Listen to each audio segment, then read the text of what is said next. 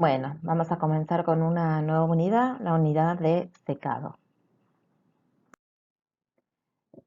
Para ello vamos a ver un par de definiciones o recordar un par de términos y a qué refieren cada uno, ¿sí? El secado se va a referir a la eliminación de la humedad de una sustancia por transferencia de esta humedad a una corriente gaseosa. Esta eliminación tiene que ser por medios térmicos, ¿sí? No va a entrar dentro del estudio de esta unidad la eliminación de la humedad a través de medios mecánicos. El secado habla de la remoción de pequeñas cantidades de agua. En cambio, cuando hablamos de evaporación, estamos hablando de cantidades grandes eliminadas y allí el agua se elimina en forma de vapor a su punto de ebullición. En cambio, en el secado, el agua se elimina en forma de vapor en una corriente gaseosa. Si un sólido lo exponemos a una corriente continua de gas fresco que contiene una presión parcial dada, ¿sí? de P, una presión parcial P, el sólido va a perder humedad o a ganar humedad dependiendo de qué lado de la curva de equilibrio nos encontremos, hasta que la presión de vapor de la humedad del sólido sea igual a la presión parcial de humedad en el gas. En ese momento, cuando la presión iguala a la presión parcial, vamos a estar en equilibrio entre el sólido y el gas y la transferencia se va a detener. El secado se utiliza mucho para conservar alimentos o materiales biológicos, debido a que bajos contenidos de agua, mayores al 10%, ya son ambientes propicios para la generación de microorganismos. Es muy utilizado el secado para eliminar el contenido de humedad por debajo de ese porcentaje, preferentemente debajo del 5%, y además porque las temperaturas a las que tenemos que someter la sustancia para secarla no son elevadas y no la degradan. También se utiliza para materiales que pueden perder sus propiedades físico-mecánicas cuando están muy húmedos, como puede ser la madera.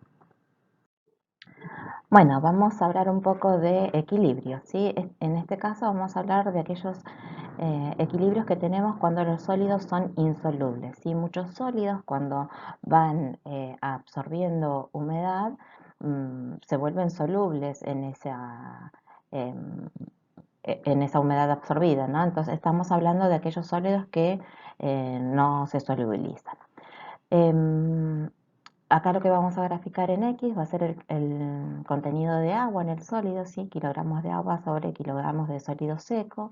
Y acá lo que vamos a graficar es la saturación relativa o humedad relativa, que era la presión parcial sobre la presión de vapor a la temperatura que estemos trabajando. En este caso estamos hablando de 25 grados centígrados.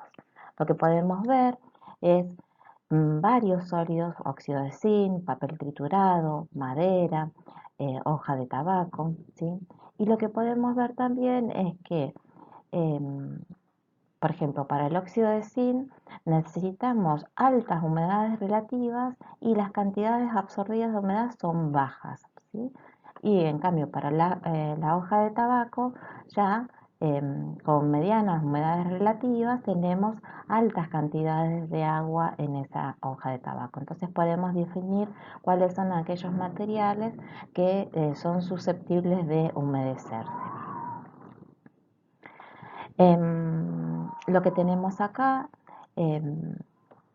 resulta conveniente generalmente para un rango modesto de temperaturas y no se limitan las curvas de equilibrio únicamente a una sola temperatura, ¿sí? No van a variar mucho si no cambiamos mucho el rango de temperatura. Lo que podemos pensar acá es el ejemplo que nos están dando en este párrafo y nos habla de que si tenemos un sólido seco, ¿sí? Por ejemplo, madera.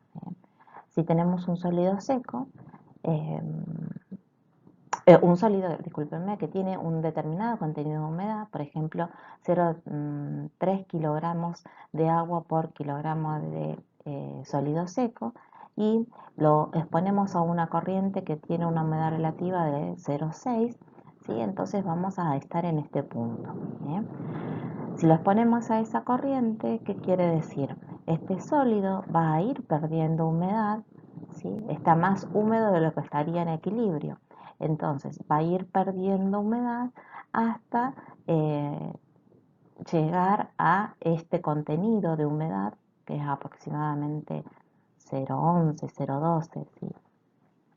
kilogramos de agua sobre kilogramos de sólido seco, y en ese momento va a estar en equilibrio con la corriente gaseosa con la que se puso en contacto, ¿sí? Menos de ese contenido de humedad no se va a lograr con esa corriente gaseosa, ¿sí? Si nosotros queremos tener menos contenido de humedad que lo que nos está marcando este punto, lo que deberíamos hacer es poner a este sólido en contacto con una corriente gaseosa de menor contenido de humedad, ¿sí? Es la única forma que podríamos llegar a secar más el sólido eh, a- mm, a- eh, después de este punto, ¿sí? Si lo queremos secar completamente, lo que vamos a tener que poner en contacto con este sólido es un gas que no tenga nada de humedad, un gas completamente seco.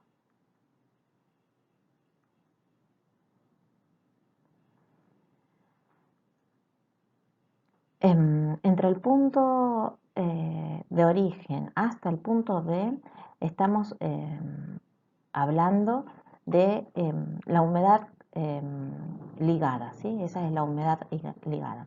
Es una humedad que ejerce una presión de vapor menor que la del agua pura a la misma temperatura, ¿sí? El- esta parte de la curva, antes de 1, digamos, ¿no? Es la que se define como humedad ligada. Puede estar contenida dentro de las paredes de la estructura de la planta, es una humedad en suave combinación química con el material celulósico, eh, puede estar presente como una humedad en una solución líquida de proporciones solubles del sólido y como una solución de sólidos. Esta humedad se puede encontrar dentro de los capilares pequeños y en huecos en todo el sólido, o bien puede estar simplemente absorbida sobre la superficie. Luego de este punto, ¿sí? Hablamos de una humedad no ligada. ¿Sí? Una vez que la humedad supera el punto B, es decir, ejerce una presión de vapor del agua pura a la temperatura predominante, ¿sí? Se está hablando de agua no ligada, ¿sí? Cuando tenemos una humedad no ligada, para el caso de la madera, vamos a tener una humedad no ligada cuando esta humedad supere los 0,3 kilogramos de agua por kilogramo de sólido seco. Bueno, lo que les había dicho antes, ¿sí? Los líquidos inorgánicos, los sólidos inorgánicos como el zinc son insolubles en el líquido y no demuestran propiedades especiales de absorción, ¿sí? Por eso siempre mantienen contenidos muy bajos de humedad en el equilibrio. En cambio, los materiales esponjosos, principalmente de origen vegetal, generalmente muestran elevados contenidos de humedad en el equilibrio. La presión parcial en el equilibrio para un sólido es independiente de la naturaleza del gas seco, siempre que este último sea inerte frente al sólido y sea la misma presión en ausencia de un gas no condensable. Los mismos sólidos, cuando están húmedos con líquidos diferentes al agua, muestran curvas diferentes de equilibrio. ¿sí? Podemos hablar de humedad y no precisamente estar hablando de agua. Y obviamente la curva de equilibrio va a cambiar. Como se puede observar en otros casos, precisamente en absorción lo absorbimos, tenemos un ciclo de histéresis, ¿sí? La saturación relativa, acá se borraron los guiones, pero es la presión parcial sobre la presión de vapor. Van a ver que tenemos un equilibrio para la absorción cuando el sólido está absorbiendo humedad, ¿sí? Y otro equilibrio para la desorción cuando el sólido esté perdiendo humedad.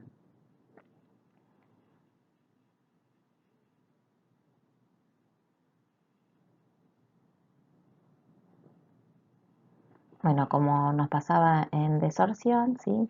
En el equilibrio de absorción, este siempre mostrará mayores contenidos de humedad en el equilibrio para una presión dada, ¿sí? Fíjense que, no sé, si estamos absorbiendo humedad, con una corriente de gas de 0,6, vamos a tener una cantidad menor a 0,1 o al 10% de contenido de agua en el sólido. En cambio, si estamos desorbiendo, la cantidad de humedad que queda en el sólido va a ser mayor. Bueno, hablemos del equilibrio de sólidos insolubles. Ahora vamos a hablar del equilibrio de sólidos solubles, ¿sí? Aquellos sólidos que cuando absorben humedad se tienden a solubilizar, como es el caso del nitrato de sodio. La curva la podemos plantear como kilogramos de agua sobre kilogramos de sólido versus la humedad relativa, o como está en este caso, que es kilogramos de agua sobre kilogramos de sólido versus la presión parcial del agua, ¿sí? De cualquiera de las dos maneras podemos graficar la curva de equilibrio. En este caso, la presión de vapor del agua está cercana a los 24 milímetros de mercurio, ¿sí? Acá estaría, si hiciéramos la humedad relativa, acá estaría el 1, ¿sí? Vemos que la curva de equilibrio para este caso de sólidos que son solubles aumenta, ¿sí? Acá esta curva aumenta abruptamente pegadito al eje de las Y, ¿sí? Se mantiene constante durante un periodo, que por ejemplo para este caso es un poco más del 10%, y luego de eso, disculpen, no es el 10%, sino 1 kilogramo de agua por kilogramo de eh, nitrato de sodio, y si la presión parcial aumenta, la curva va a tener esta forma. Vamos a ver qué pasa, que vamos a tratar de entender qué es lo que pasa en este momento. Bueno, acá lo que les comentaba anteriormente, los sólidos que son solubles en el líquido que se trate generalmente muestran contenidos insignificantes de humedad en el equilibrio cuando se exponen a gases cuya presión parcial de vapor es menor que la solución saturada del sólido, ¿sí? Nosotros sí, acá se nos forma la solución saturada, entonces por debajo de esta presión, que es aproximadamente 17 milímetros de mercurio, por debajo de esa presión el contenido de humedad es casi nulo, ¿sí? Si llegamos a 17 milímetros de mercurio, que en ese caso es la presión de saturación del sólido, empieza a absorber humedad.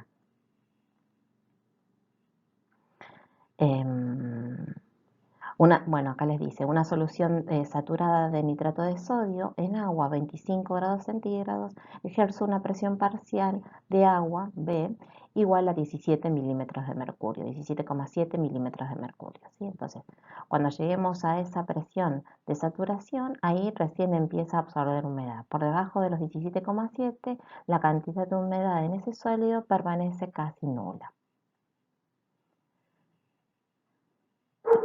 Cuando se expone em, si fuera el caso contrario, que el sólido tiene humedad absorbida, si lo ponemos en contacto con una corriente gaseosa que tenga menos del 17,7 milímetros de mercurio, ese sólido va a perder humedad, ¿sí? Y la humedad absorbida que tenga la va a perder y va a quedar con muy bajo contenido en él, ¿sí? Va a llegar a un contenido de A o menor de A. Fíjense que soluciones más diluidas ejercen presiones parciales mayores, como se muestra en la curva BC, ¿sí? Esta es la curva de equilibrio, ¿sí? Y está hablando de soluciones diluidas, ¿por qué? Porque fíjense que acá está hablando de kilogramos de agua sobre kilogramos de nitrato de sodio, ¿sí? Y esto va creciendo. ¿Qué quiere decir? Que cada vez tenemos más cantidad de agua y menos respectivamente de los kilogramos de nitrato de sodio que tenemos, ¿sí? Esto nos está hablando de que la concentración está disminuyendo. Por eso dice que soluciones más diluidas ejercen presiones mayores, como habla de la solución líquida no saturada BC. Si el sólido se expone a un aire que contiene un contenido de vapor de agua mayor que 17,7, ¿sí? Por ejemplo, está hablando de un caso de 20 milímetros de mercurio, el sólido va a absorber agua tal que la cantidad de humedad que se disuelve o presenta deslicuescencia y da lugar a la solución que tenemos en C, ¿sí? Nosotros teníamos un sólido que estaba saturado, ¿sí? Un sólido que se encontraba en esta curva. Entonces, si a ese sólido le ponemos en contacto con una solución, con una corriente gaseosa que tiene mayor contenido de agua, como habla de tener un contenido de agua de una presión parcial de 20 milímetros de mercurio, este sólido va a empezar a disolverse tal que la cantidad de humedad que va a absorber va a estar en el punto C, casi en 2 kilogramos de agua por kilogramos de sólido.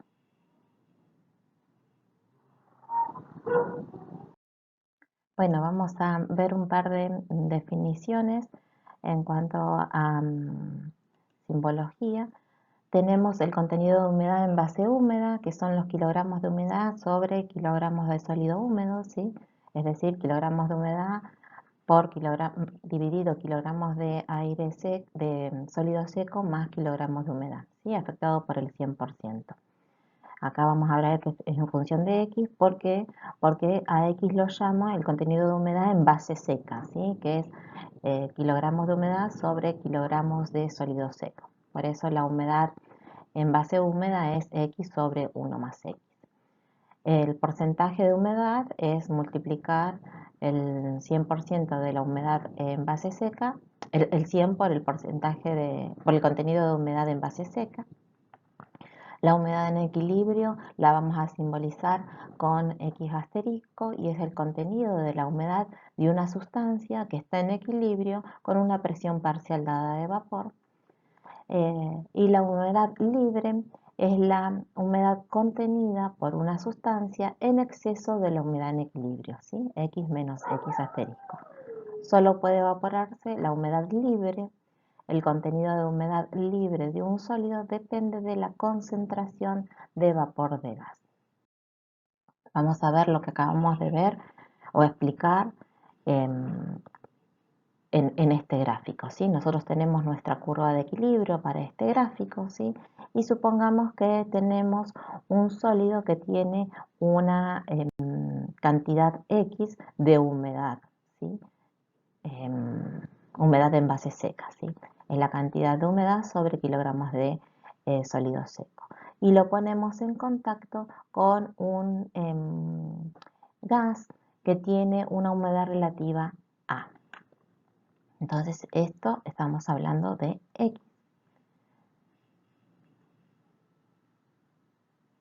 ¿Cuál va a ser el punto de equilibrio para este sólido? El punto de equilibrio para este sólido va a estar dado por este punto, ¿sí? Este va a ser el contenido en el equilibrio con este gas, el X asterisco, ¿sí?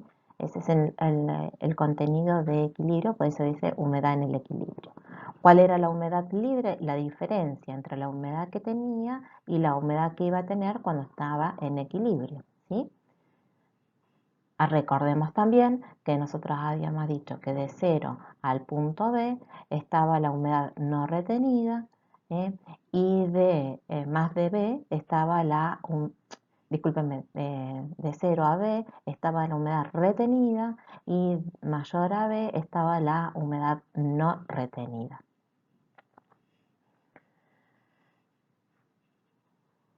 Cuando tenemos una humedad, un sólido que tiene una humedad mayor a la del punto de equilibrio, este se va a secar, ¿sí?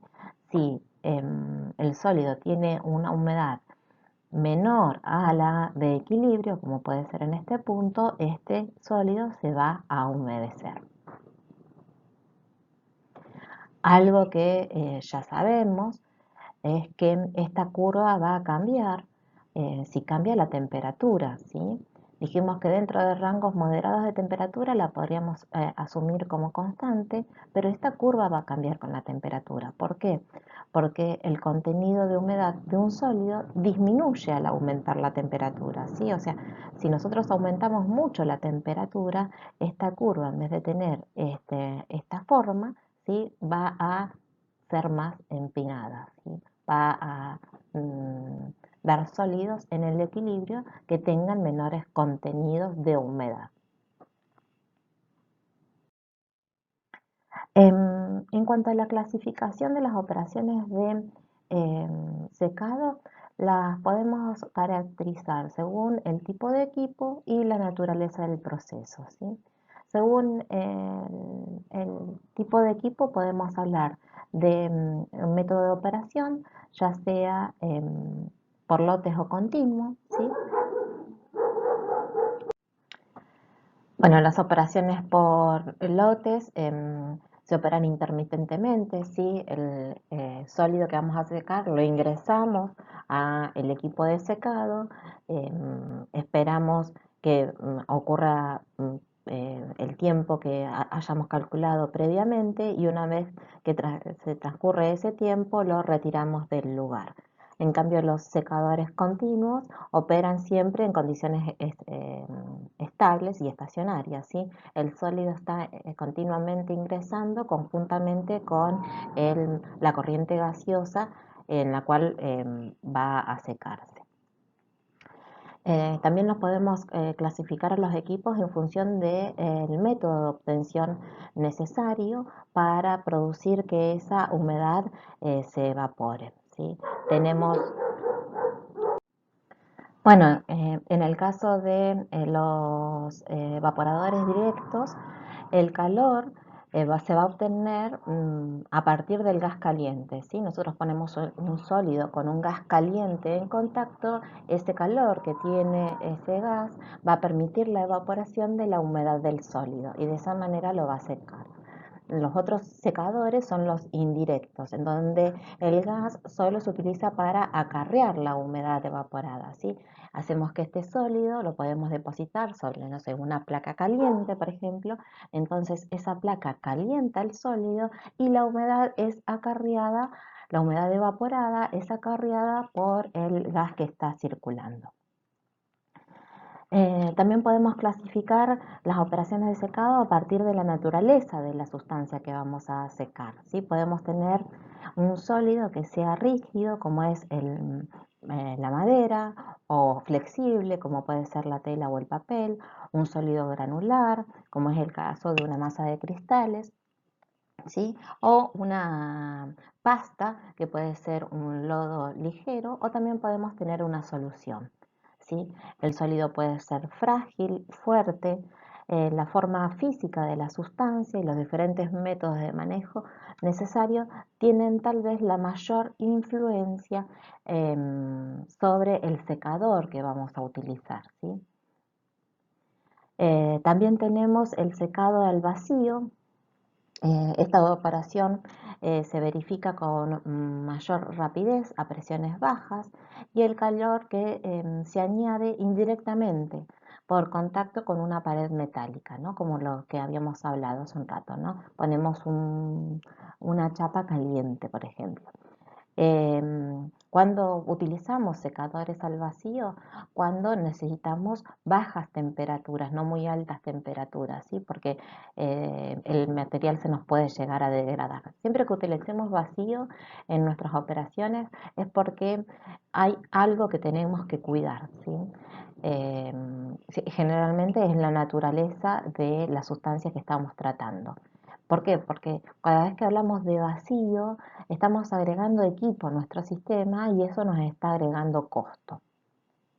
Y el otro tipo de secado es la liofilización, ¿sí? Es cuando el agua se sublima directamente del material congelado, ¿sí? Lo que hacemos es a ese sólido lo congelamos y luego hacemos que esa humedad congelada pase a estado de vapor por un proceso de sublimación. Fíjense que tenemos primero congelar y después sublimar, que el calor de sublimación es bastante elevado, ¿sí? Entonces, esta última operación es una de las más costosas y se va a aplicar obviamente cuando tengamos sólidos muy susceptibles de degradarse con pequeños rangos de temperatura. Em, bueno, cuando hablamos de secado por lotes, hablamos de lo que les expliqué anteriormente, ¿sí? Que lo que hacemos es a una sustancia la ponemos en contacto con un gas por un determinado tiempo, ¿sí? Puede ser de esa manera o puede ser que esa sustancia la pongamos en contacto con un gas que está fluyendo continuamente. Cualquiera de las dos expresiones hablan de la primera, una operación por lotes y la segunda, una por semilotes, ¿sí? Porque hay una corriente que fluye que es la del gas. En el caso de operaciones continuas, las dos están continuamente ingresando y saliendo del equipo. La operación por lotes es una operación relativamente cara y se limita a operaciones a pequeña escala. ¿Por qué decimos que la operación por lotes es cara? Eh, Precisamente por las magnitudes que se están manejando. Fíjense que nosotros cuando hablamos de lotes o semilotes estamos diciendo de que el sólido ingresa a un lugar, se pone en contacto con ese gas seco y se lo deja un tiempo en contacto. Para esto tuvo que haber algún tipo de calor suministrado, ¿sí? Entonces, luego de que termina esa operación, retiramos todo. Esto habla de una operación cara porque nosotros tenemos que poner el sólido, poner el gas, sellar la unidad, calentar, permitir que se seque y retirar, ¿sí? Cuando retiramos se vuelve a enfriar todo. Entonces, cuando volvemos a ingresar el otro lote, de vuelta tenemos que sellar, calentar, secar y retirar, ¿sí? Todo este proceso lleva a encarecer la operación y por eso nos tenemos que acotar a sistemas de baja escala. Bueno, dentro de las operaciones por lotes tenemos a los secadores directos, ¿sí? Pueden ser secadores tipo plato, puede ser secador de camión, secadores de lotes por circulación transversal. Tenemos varios tipos de secado, ¿sí? Dentro del secado por lotes. Recordemos que los secadores directos eran aquellos que el gas daba el calor necesario para permitir la evaporación de esa humedad que tenía el sólido. Bueno, lo que vamos a explicar en esta presentación es el secador de charolas, como le llama acá, o secador de platos. Tienen la caja, que es el recinto donde vamos a poner las charolas o bandejas, como están ingresados acá. Acá están los forzadores de aire que van a permitir que este aire caliente circule. Acá se encuentra el calentador de aire, ¿sí? Y el producto a secar que se puso sobre las bandejas. Entonces ingresa el aire al sistema, se calienta en este calentador y va recirculando a través de todas estas bandejas que tenemos acá. En la parte inferior se encuentra la salida del aire, obviamente algo de recirculación va a haber, ¿sí? Acá les muestra cómo está circulando el aire dentro de este sistema. Este es un secador de tipo directo porque el calentador está calentando el aire que permite que finalmente seque ese producto.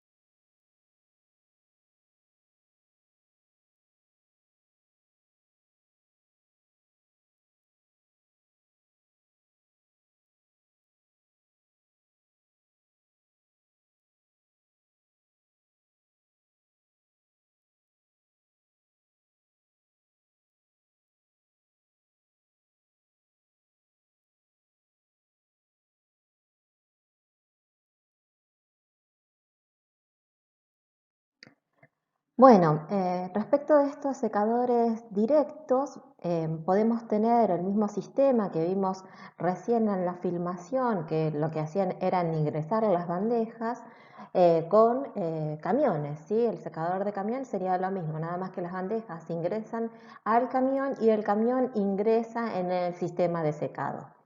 Fíjense que, bueno, tenemos este problema de tiempos muertos o de tiempos de carga y descarga de los sistemas que hacen a un proceso no continuo, un proceso por lotes, y esto lleva aparejado pérdidas o sea, mayor insumo de tiempo y también grandes pérdidas de calor, por esto que yo les comentaba que cuando abrimos el sistema se enfría y después hay que calentarlo nuevamente.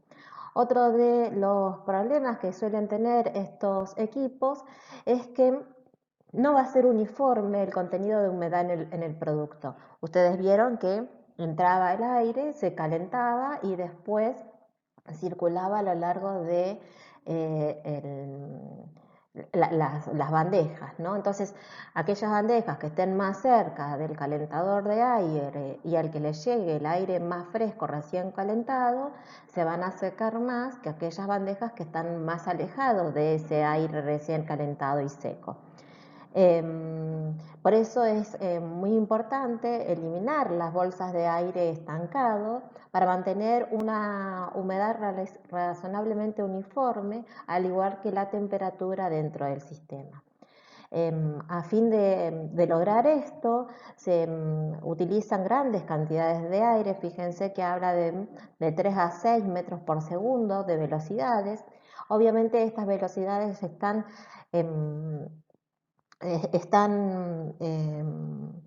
limitadas por el posible arrastre del sólido que podemos llegar a tener. Si es un sólido muy fino y utilizamos altas velocidades, vamos a empezar a hacer que ese sólido se vuele, ¿no? Se disperse.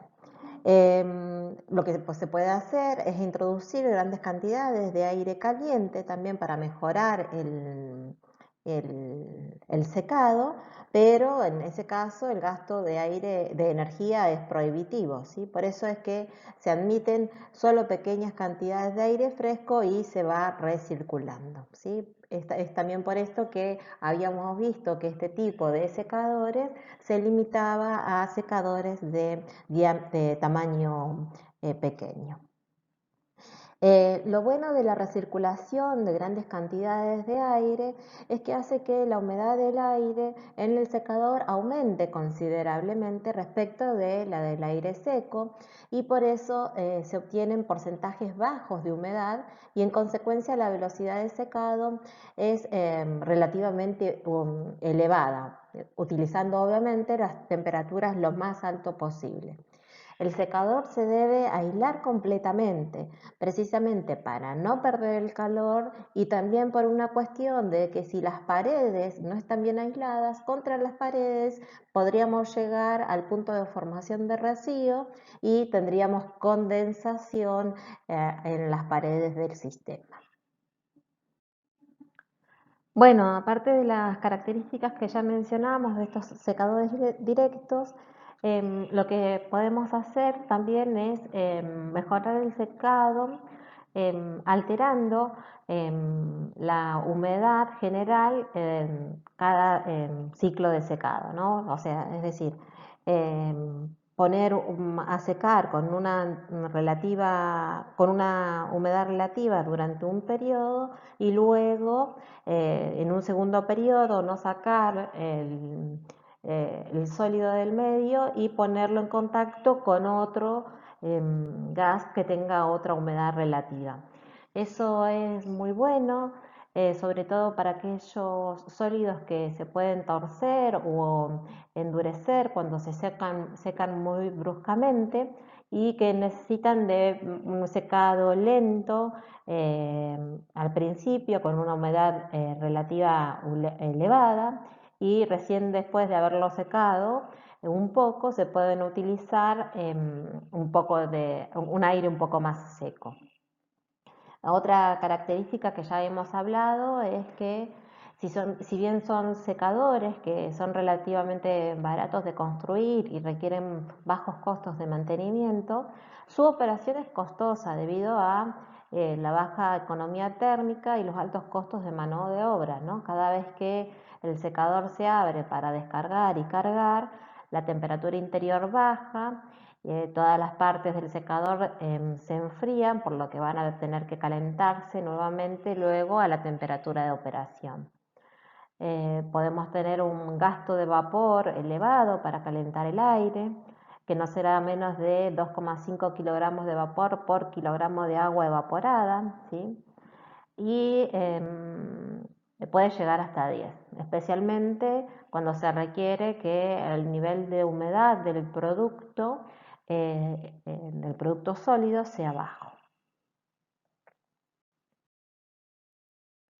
Bueno, luego tenemos los secadores indirectos. Recordemos que estos secadores indirectos son los que hacen que se caliente el sólido y que el gas lo único que sirva es para arrastrar la humedad y no para aportar el calor. Tenemos varios secadores de este tipo, como son los secadores de anaqueles al vacío, los secadores de charola con agitación, ¿sí? O los secadores giratorios al vacío. Esto se lo dejo está explicado acá, es fácil de entender, así que se los dejo a ustedes como para que lean. Las desventajas de los secadores indirectos, es decir, estos que calientan el sólido y el gas, la corriente gaseosa arrastra la humedad, es que son caros de construir y de operar y solo se van a utilizar para materiales valiosos cuando se requieren bajas temperaturas o en ausencia de aire que podría descomponer la muestra. Y también cuando la humedad no es debida al agua, sino a un solvente orgánico que puede ser caro o venenoso y que debe recuperarse casi al 100%.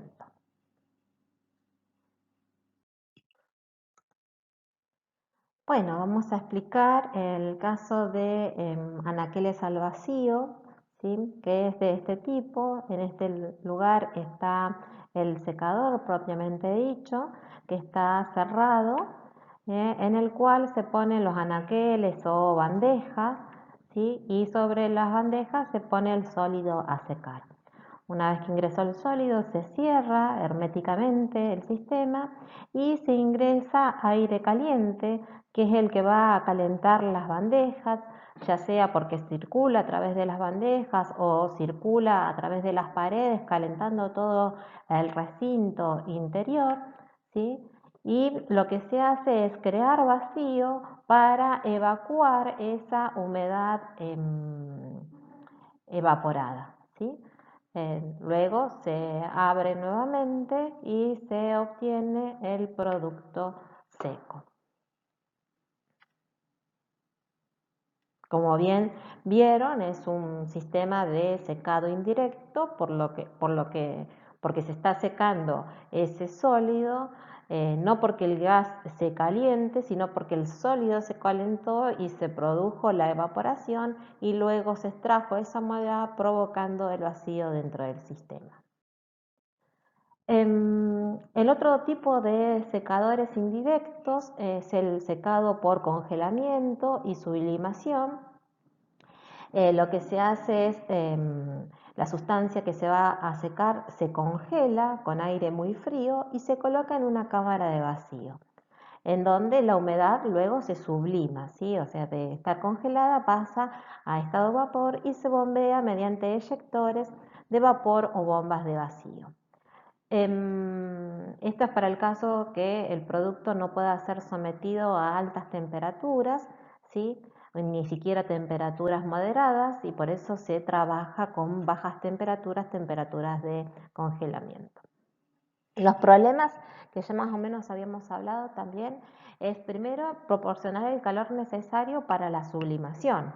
Cuando el plano de sublimación se va corriendo, ¿sí? ¿Por qué? Porque en un primer instancia el plano de sublimación va a estar sobre la superficie, pero una vez que se sublimó la parte superficial, tiene que empezar a sublimar la humedad congelada que se encuentra más profundamente en esa masa de sólidos, ¿sí? Entonces, el calor debe llevarse a través de espesores cada vez mayores de materia seca de poca conductividad térmica, lo cual va a requerir aumentar las diferencias de temperatura que pueden llegar a dañar el producto.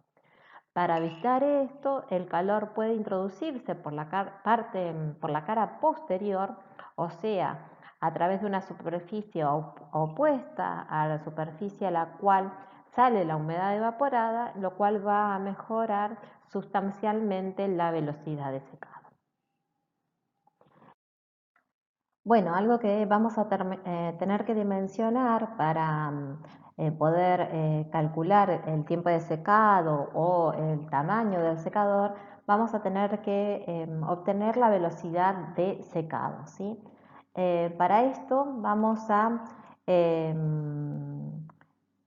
ver precisamente esto, el tiempo que va a requerir una sustancia para secarse a partir de un contenido de humedad y llegar a otro contenido especificado por proceso. El, el problema de dimensionar estos equipos es que se tiene que conocer el mecanismo de secado y esto es muy difícil plantearlo desde ecuaciones de diseño. Por eso es que se recurre a mediciones experimentales. Las mediciones de la rapidez de secado son muy fáciles de realizar y van a proporcionar mucha información, no solo para el secado por lote, sino para el caso de secadores continuos también. Lo que se hace son pruebas de secado en donde se puede determinar la rapidez de secado.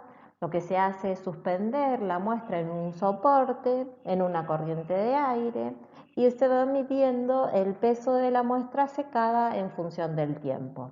Las condiciones que se tienen que mantener para que esta medida pueda extrapolarse a lo que va a hacer el equipo real son que la muestra no debe ser pequeña. Esta debe soportarse de manera similar sobre un plato o estructura al soporte que va a tener en el equipo real. Debe tener la misma relación de superficie que se seca a la que no se seca, ¿sí? En el laboratorio como en el equipo real. Debe sujetarse a condiciones similares de transferencia de calor por radiación. El aire debe tener la misma humedad, temperatura y velocidad que se va a utilizar en el equipo. Y de esta manera se va a poder trazar la curva de rapidez de secado a partir de los datos experimentales obtenidos en una gráfica. Con la curva de rapidez de secado trazada vamos a poder, que vamos a obtener a partir de los datos experimentales, vamos a poder calcular la velocidad de secado. ¿Qué se hace? Fíjense acá, se hizo la curva de secado en donde se está midiendo el tiempo en el eje X y la humedad del sólido, ¿sí? Los kilogramos de humedad por kilogramo de sólido seco. Fíjense, en un principio hay una alta humedad, a medida que va pasando el tiempo se puede ir viendo que el contenido de humedad va disminuyendo y va a llegar un punto en donde se llegue al equilibrio, a X asterisco. Más allá de esa humedad no se va a poder seguir secando nuestro sólido si es que no cambiamos las condiciones del gas con el que se está tratando. De esta manera vamos a poder determinar el tiempo necesario para secar grandes lotes en las mismas condiciones de secado, ¿sí? Si yo quiero llegar de esta humedad a esta humedad, tranquilamente yo puedo ver de esta gráfica qué tiempo de secado voy a requerir. Se puede obtener mucha información, ¿sí? Si los datos se convierten en rapidez o flux de secado, ¿sí? Expresados como N, que es la masa sobre tiempo por área. Lo que se hace es medir las pendientes de las tangentes de la curva, ¿sí? Esta curva se van midiendo las tangentes y para pequeños contenidos de humedad, pequeñas variaciones de delta X, ¿sí? Para los cambios pequeños correspondientes en un tiempo delta phi, ¿sí? Y se calcula la velocidad de secado, el n, como delta X sobre delta phi, nos va a estar dando la variación de humedad, la variación de la concentración de humedad dividido la variación de la concentración del tiempo, y nosotros lo queríamos por área, así que dividimos por el área en la cual se está secando, y recuerden que nosotros queremos masa, y esto nos está dando variación de humedad sobre kilogramos de sólido seco, ¿no? Nos está dando una concentración, la variación de concentración. Pero si a esa variación de concentración la afectamos por la cantidad de sólido seco, ¿sí? Si a este X lo afectamos por el sólido total que estamos secando, vamos a poder sacar la variación de masa que va a tener total ese sólido. ¿Por qué negativo? Porque la variación es negativa, porque se está perdiendo masa, ¿no? La concentración final menos la inicial nos va a estar dando un valor negativo. Bueno, acá les dice que S es la masa del sólido y A es la superficie húmeda sobre la cual se sopla el gas y a través de la cual tiene lugar la evaporación en el caso de secado por aire por circulación cruzada. En el caso de secado por circulación transversal, A es la sección transversal del lecho medida a ángulos rectos a dirección del flujo de gas que está circulando, ¿sí? Eso es algo muy importante de tener presente, ¿sí? A tiene que ser el área a través de la cual el sólido se está secando y va a depender de cómo sea la circulación, ¿sí? Ya puede ser la circulación transversal o puede ser la circulación cruzada.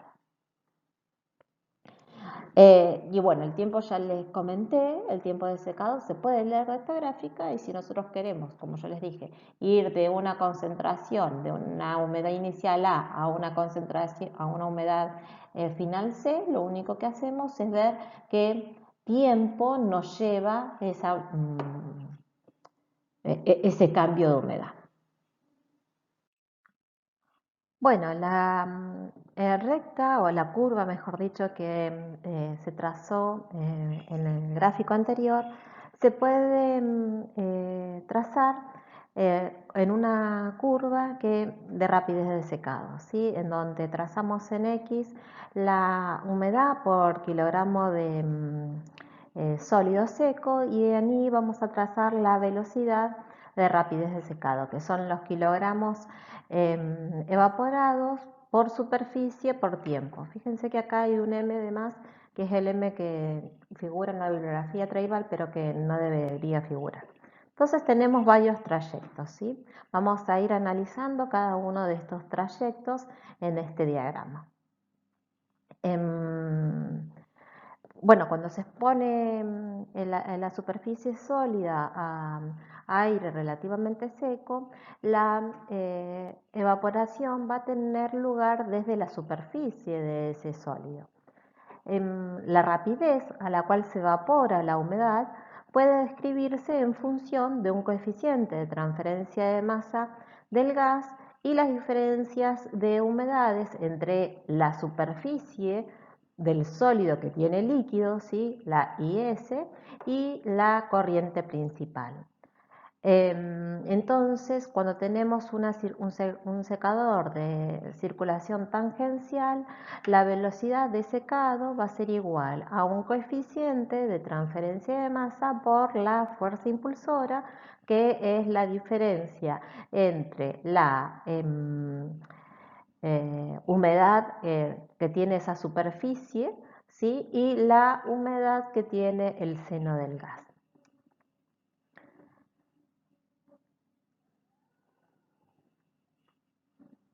¿Sí? Algo que está haciendo referencia acá es que esta humedad es la que tiene la superficie del sólido, ¿sí? Es una película líquida que les llama que tiene el sólido y es la humedad de saturación a la temperatura superficial del líquido TS, por lo que depende de la temperatura. Bueno, tenemos varios puntos para analizar, ¿sí?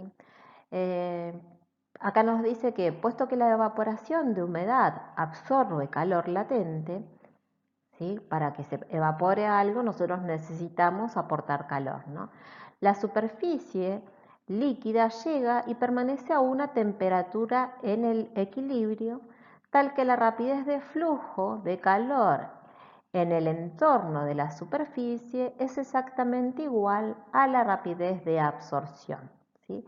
Por eso es que IS permanece constante. Mientras que se esté evaporando, ¿qué nos quiere decir esto? Que mientras se esté evaporando esa humedad que está en la superficie, ¿sí? Como no está cambiando la temperatura porque está habiendo un proceso de cambio de fase, lo que se va a mantener constante es esa I sub S. Fíjense que algo que nos están nombrando acá, o sea, donde se mantiene constante, estaríamos en esta recta, ¿no? En esta parte de esta recta, ¿sí? Como la I superficial se mantiene constante y la I del gas se mantiene constante, la velocidad se mantiene constante. Algo que nos está haciendo referencia acá es precisamente a esto, a esta curva BC, ¿sí? Dice los capilares e intersticios del sólido llenos de líquido pueden llevar el líquido hasta la superficie tan rápidamente como el líquido se evapora de esta, en este punto. Además, I permanece constante en las condiciones constantes de secado, por lo que la transferencia o la rapidez de secado en la recta BC permanece constante.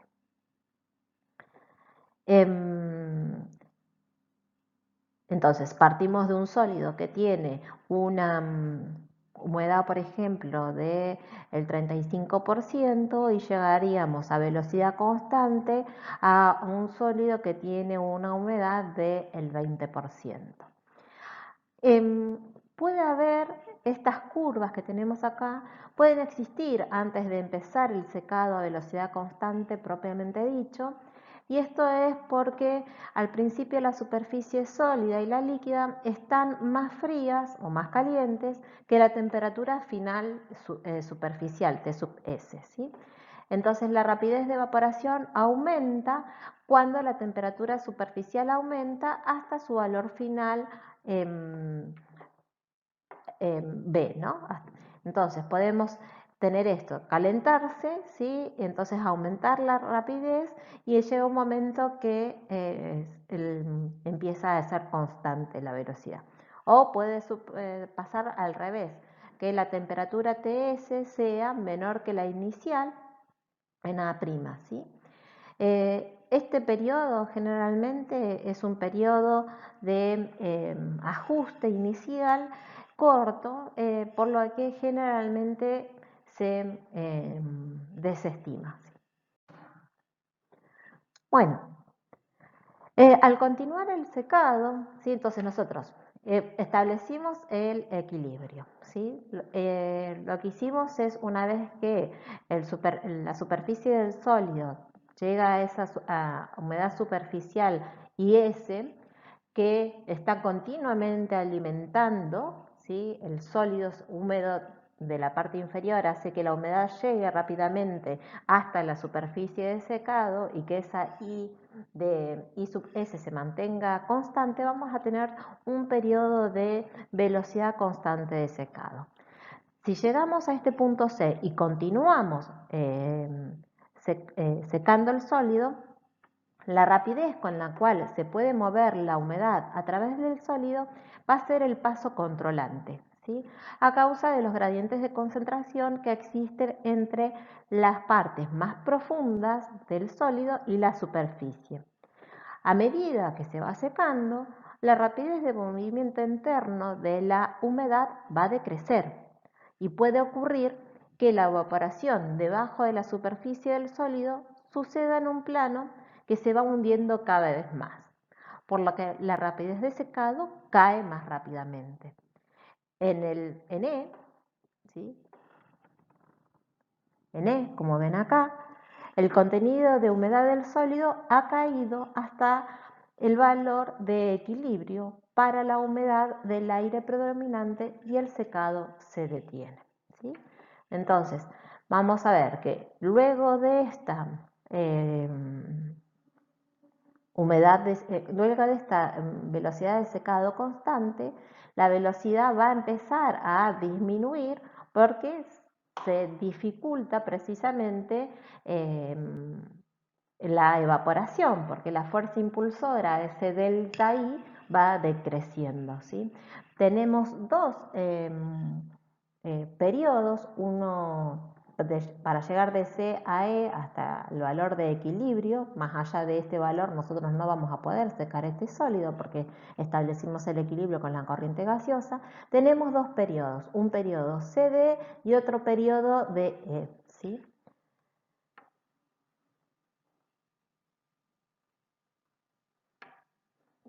Algo que nos dice acá, ¿sí? Que la velocidad es baja. Entonces, nosotros desde B, desde este punto a este punto, ¿sí? Podemos perder humedad rápidamente porque la velocidad es elevada, pero a partir desde C hasta E, la velocidad va decreciendo, entonces vamos a poder perder humedad, pero la velocidad va a ser baja, ¿sí? Como en todas las operaciones de transferencia de masa, ¿sí? Cuanto más nos acercamos al equilibrio, más difícil es la transferencia, menor fuerza impulsora, entonces más tiempo de contacto tenemos que tener. Fíjense acá que cuando nosotros vamos desde B hasta C, a esta concentración de humedad se llama XC y es el contenido crítico, ¿sí? Que es un valor promedio del sólido, una humedad promedio del sólido que se llama XC, a partir de la cual la velocidad va a empezar a caer.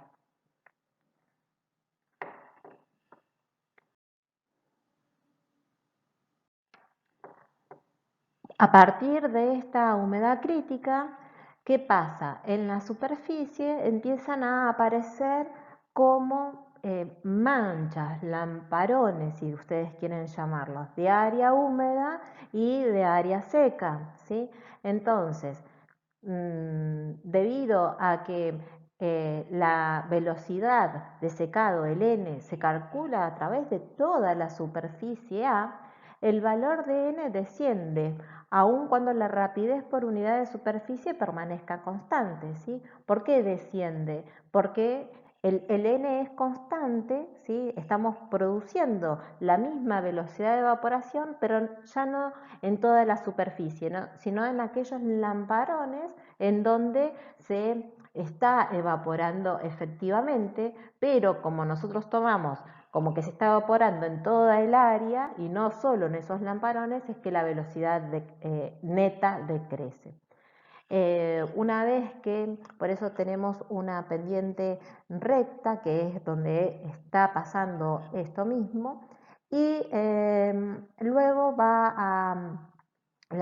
luego de este punto, luego del punto D, para llegar desde E hasta E, toda la superficie se secó, ¿sí? Toda la superficie que antes tenía lamparones, ahora ya no tiene más esos lugares de humedad localizada y toda la superficie está seca, el plano de evaporación comienza a desplazarse con lentitud debajo de la superficie de ese sólido, por eso la velocidad todavía decrece aún más. Bueno, vamos a ver cómo calculamos el tiempo de secado a partir de la curva n versus x que acabamos de ver. Dijimos que la velocidad de secado era igual a la cantidad de sólido por la variación de la concentración de la humedad en el tiempo dividido por el área que se está intercambiando la humedad. Si esto lo hacemos en función de cambios diferenciales, en vez de los delta van a aparecer los diferenciales de x versus el diferencial del tiempo. Lo podemos reordenar, ¿sí? Y entonces podemos poner este tita va a ir aquí y este n va dividiendo, ¿sí? Entonces el tiempo es la integral de 0 y tita, ¿sí? Y esto es igual a la cantidad del sólido y el área. Dijimos que eran constantes, las podemos sacar fuera de la integral, la variación de x y n, ¿sí? La variación de x es la variación de la humedad, por eso tomamos como límites de integración los límites de integración correspondientes a la variación de humedad que tenemos en el proceso, y n la dejamos dentro de la integral porque puede permanecer constante, como vimos en el primer periodo, o puede variar en función de la humedad. Dijimos que teníamos el primer periodo, el periodo CB, era el periodo de rapidez constante, ¿sí? Donde teníamos la recta horizontal. Este periodo se daba para humedades que estaban mayores a la crítica, ¿sí? Y en esas humedades mayores a la crítica, la velocidad era igual a una velocidad crítica, si quieren, de evaporación. Entonces nosotros lo que hacemos a esa NC, como se permanece constante, la podemos sacar fuera de la integral y nos queda que el tiempo requerido para producir un cambio de humedad desde la humedad inicial 1 hasta la humedad inicial 2 tiene esta expresión. Para el caso del periodo decreciente de velocidad, tenemos un caso general, en donde para cualquier forma de la curva decreciente de velocidad, esta integral puede integrarse gráficamente mediante la determinación del área debajo de la curva que tenga 1 como n como ordenadas en el gráfico de la y a x como abscisas. Entonces lo que hacemos es integrar como veníamos viendo anteriormente, ¿sí?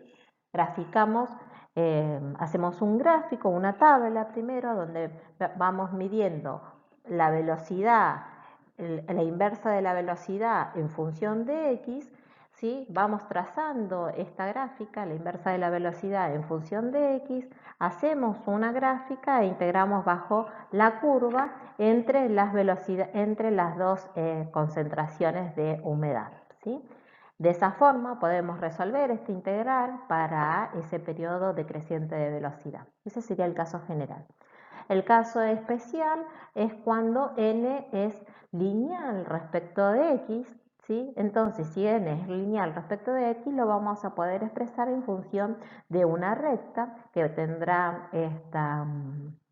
podrá tener esta expresión, y entonces, si a esta recta, a esta expresión, la reemplazamos en esta integral, podemos encontrar que el tiempo de secado para llegar de una humedad x1 a una humedad x2 va a depender de las velocidades que tengamos de secado en x1 y la velocidad de secado que tengamos en la concentración 2 y el logaritmo de esas velocidades de secado respectivamente. Algo que tenemos que tener presente es que podemos asumir que se mantiene una línea recta desde el punto C hasta E. Nosotros habíamos visto que teníamos una línea recta de C a D y después una curva de D hasta E, ¿sí? Esa curva todavía tenía una velocidad todavía más pequeña de secado, pero bueno, podemos aceptar o suponer que hay una recta directamente entre C y E para encontrar una expresión más fácil de resolver, y lo vamos a resolver en función de esta expresión donde x sub c es la humedad en el punto crítico, nc es la velocidad de secado que tenemos en la parte de secado constante, x1 y x2 son la velocidad, la concentración inicial de humedad y la concentración final de humedad, y x asterisco será la concentración a la que podríamos llegar si llegamos al equilibrio.